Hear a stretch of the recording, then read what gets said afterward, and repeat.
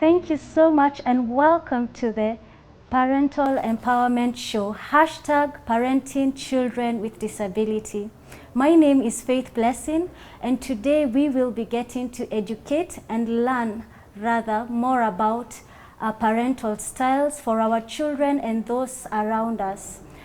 This episode, we shall be focusing about children with disability, together with their caregivers, their parents, in regards to parental styles.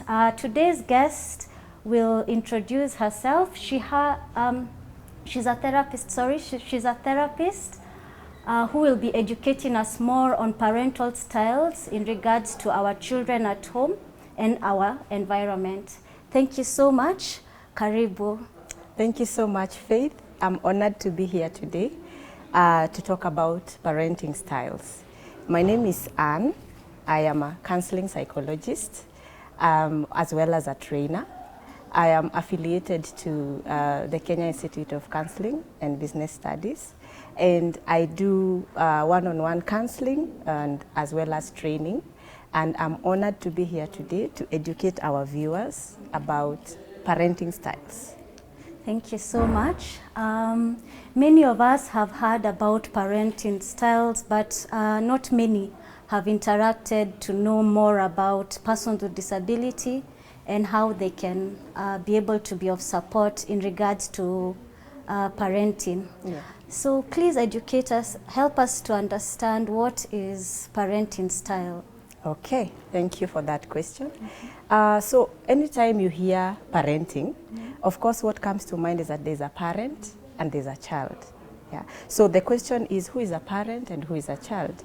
So a parent is this person who is nurturing and taking care of a child. And a child, on the other hand, is any person between the ages of 0 and what we call puberty. That means up to 18 years. That is a child.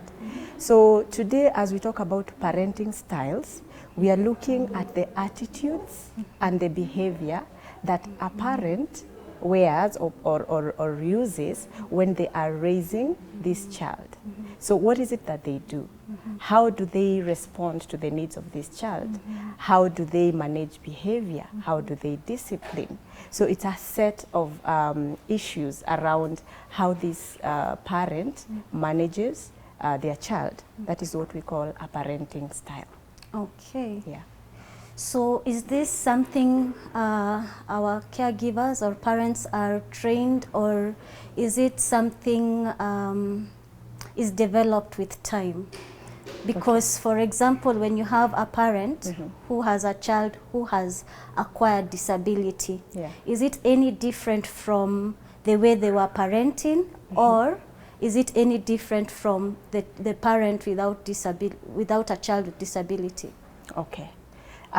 So parenting, I want to believe most times it's not something we are taught.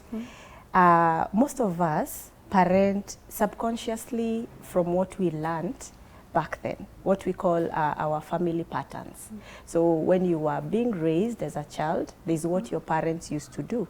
And so what they used to do, you carry that subconsciously. So assuming you had a very good experience growing up, you subconsciously raise your children in the same style. Also, something else could happen along the way, that you learn other things as you grow, and you want probably to separate yourself from the kind of parenting that you went through. So you decide you're going to take your own style. So there's a lot of influence from our family of origin, and also a lot of influence from the what we call culture. I know you'll remember that back then a child used to be raised by the community, meaning that there's a culture where any adult within can discipline that child.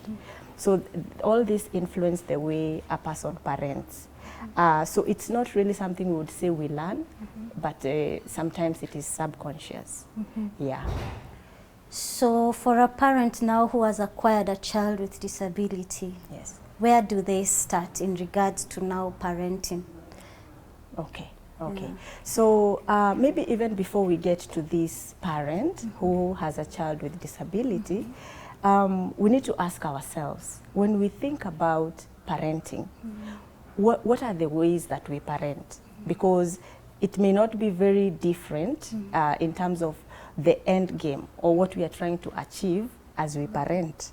So a parent raising a child without disability and a parent raising a child with disability, there are these approaches that they use. And if you allow me, I can take you through the different styles before I narrow down to how a parent raising a child with disability would approach. Yeah, you can go ahead. Okay.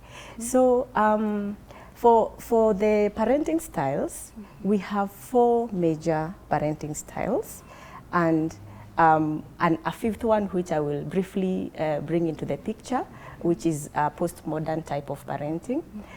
So the first parenting style is what we call the authoritative parenting style. What does this mean? So when we talk about authoritative parenting style, we are looking at demandingness versus what we call responsiveness. So when we talk about demandingness, it is what does the parent demand of the child. And when we talk about responsiveness, we are talking about how does the parent respond to the needs of this child. So in an authoritative kind of parenting, the parent has a high demand on the child. That means they will set up a structure, they will have high expectations, they will discipline where the child is not doing what is expected, and they will set boundaries. That means there are consequences if this child goes against what is expected.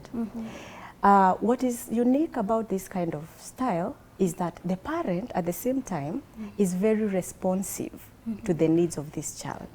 That means they are taking care of the emotions of this child. So if the child has done, for instance, has done something wrong, we can take the example, probably they have come from school, they are expected to do their homework. That is what most parents will expect, right? So they have come, but they are not doing their homework, which is expected. So what will an authoritative parent do? They are going to want to hear from the child, why are you not following the schedule that we have? What is it that is on your mind? So they want to know where this child is emotionally. And then from there they will remind them, this is how the structure works. And then they will expect the child to do the right thing. So you see there's a bit of responsiveness, and at the same time they are demanding. So it is kind of a balanced kind of parenting style. So that is what we call the authoritative parenting style. Now, away from that, there is a second kind of parenting style that we call authoritarian. Yeah. So authoritarian means that in terms of the 2 aspects that I mentioned, that is the demandingness and the responsiveness, in the authoritarian kind of parenting, the parent is very demanding, and at the same time, the parent has a low responsiveness to the child. Yeah. So what does this mean? This parent has set very high structures. They have very high demands. They have very high expectations. It is about what the parent says and not what the child feels. So it's that thing of what I say goes. So you have no say. You have what you feel really is not welcome to this space as a child. So the parent has the upper hand. And so at the same time, this parent does not respond to the needs of the child. So the child has no voice. And I think if you from what we hear back then, this is the kind of parenting style that was there, because the parent had the upper hand at everything. So what happens here is that this child feels that their feelings don't really matter. And so they grow up suppressing what they feel and feeling that they are not important. And so what does that do? It works on their self-esteem. And so they have a low sense of self-esteem. They are not able to make decisions because they have not been allowed. They have not been given the independence. And so you know, they have a very limited wiggle space in terms of what they can do.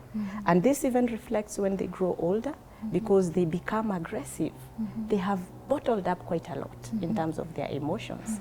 So they become aggressive, and they're not very good at making decisions because they were never allowed that chance. So that is what we call an authoritarian kind of parenting. Now, the third kind of parenting that we have is called the permissive parenting. What does this mean? In terms of demandingness and responsiveness, a permissive parent has a low demand on the child and a very high rate of responsiveness. So they are there. They are available for the child. They will provide anything the child needs. Does the child need to watch TV? Okay, go ahead. Does the child need ice cream? Go ahead. Does the child need 5 sausages? Okay, you know. So they want to provide anything the child wants. But at the same time, they don't have a sense of demand. They don't give this child many responsibilities. Actually, none at all. So it's what the child wants to do, and the parent creates the atmosphere for that. So the child grows up in a space of they can do what they want, they have the support of the parent, so they're not challenged to think or to, you know, to go beyond, because everything is there. Yeah. And so this is the kind of child who will grow up and they have a high sense of importance. You know, they have had it all. So what are you saying? You know, so you might find them even bullying because they are used to getting their way. You know, so that is the kind of those are the results of a permissive kind of parenting. Now, the last kind of parenting, which happens to be the least in terms of how often it happens, is what we call the uninvolved kind of parenting. So uninvolved, like you can hear, it's hands off. So in terms of demandingness, it's low. In terms of responsiveness, it's low. So that parent is basically not interested. Yeah. So they provide the basic needs for the child. They have provided the house, the clothing, the shelter. You know, the child goes to school, but they are not given feedback. Are they doing well? You know, the way a child will do something and they want to come to the parent for affirmation, validation. This parent is not there. So again, what happens? The self-esteem of this child is low. You know, they'll grow up feeling like they are not important, their feelings don't matter. And these are the children who grow up with a void, you know, inside of them. They develop what we call an anxious attachment. They are anxious because they have not been validated. So they don't know how to face the world. Yeah, so there's that weakness of, I'm not sure. And so they fill that void with so many other unwelcome behaviors like addiction, you know, or you know, aggressiveness, because really they have not been validated. Yeah. And maybe I can mention the last one that I said is a postmodern kind of parenting, where we call it the over-involved kind of parenting, which we are seeing a lot nowadays, or the helicopter kind of parenting. You know, a helicopter, it hovers around, you know, it will see everything that is happening in a space.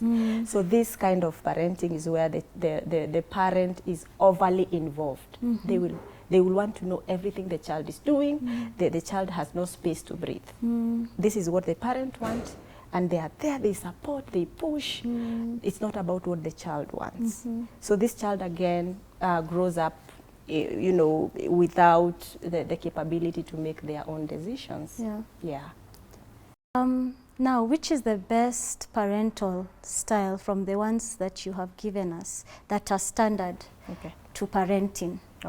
Yeah, with or without disability. Yes. So the best style with or without disability is the authoritative style.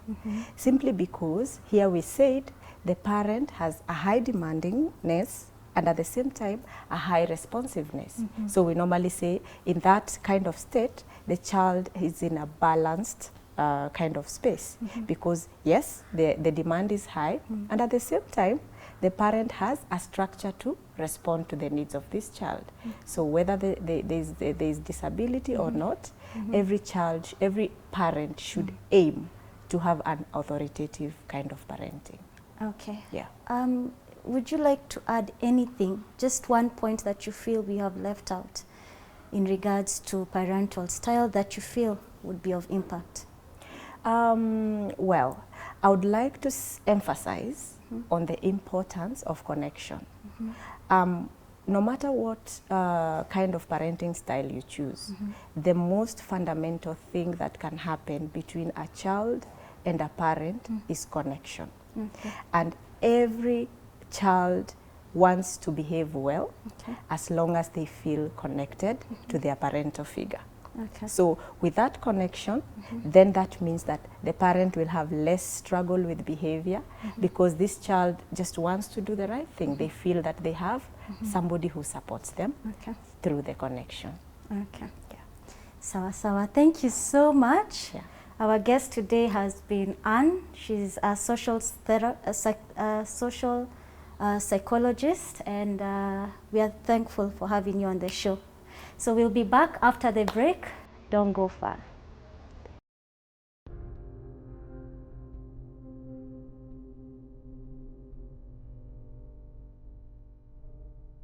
Welcome back to the show. This is Parental Empowerment Show. Now we will go to our next segment, which is the UN Convention on the Rights of Persons with Disability. Do you know UN Convention on the Rights of Persons with Disability under Article 24 states, in order to help ensure the realization of this right, states parties shall take appropriate measures to employ teachers, including teachers with disabilities, who are qualified in sign language and/or Braille, to train professionals and staff who work at all levels of education. Such training shall incorporate disability awareness and the use of appropriate augmentative and alternative modes, means, and formats of communication, educational techniques, and materials to support persons with disabilities. Welcome back to the Parental Empowerment Show. In this session, it's all about therapy. Take a look. My name is Lydia Kisilu. I am an occupational therapist working here at Kenya Institute of Special Education. Occupational therapy is a form of treatment whereby we use exercises and activities to achieve our goals. We normally see children who have delayed in developmental milestones. Yeah, mostly the children with neurodevelopmental disorders. As you can see, I am accompanied with a few activities, with a few equipments. We have a therapy ball. A therapy ball is used to offer exercises that strengthen the back muscles, that is the muscles of the trunk. So it is used in helping the children achieve the head control and be able to get the balance, and also to train the back muscles. We have a wedge. A wedge is used to position the children with stiff muscles or the children with contractures. You normally place them with on their tummy. As you can see, it has straps. You open the straps like this, yeah, like that. Then you place the child lying on the tummy. We have a roller. A roller is used to train the exercise of the neck, to train the child how to roll. If you want to train the child on fine motor systems, so you use the roller. Thank you for watching the Parental Empowerment Show here on Edu TV. Remember, the hashtag has been Parenting Children with Disability. I've been your host, Faith Blessing. Till next time, bye.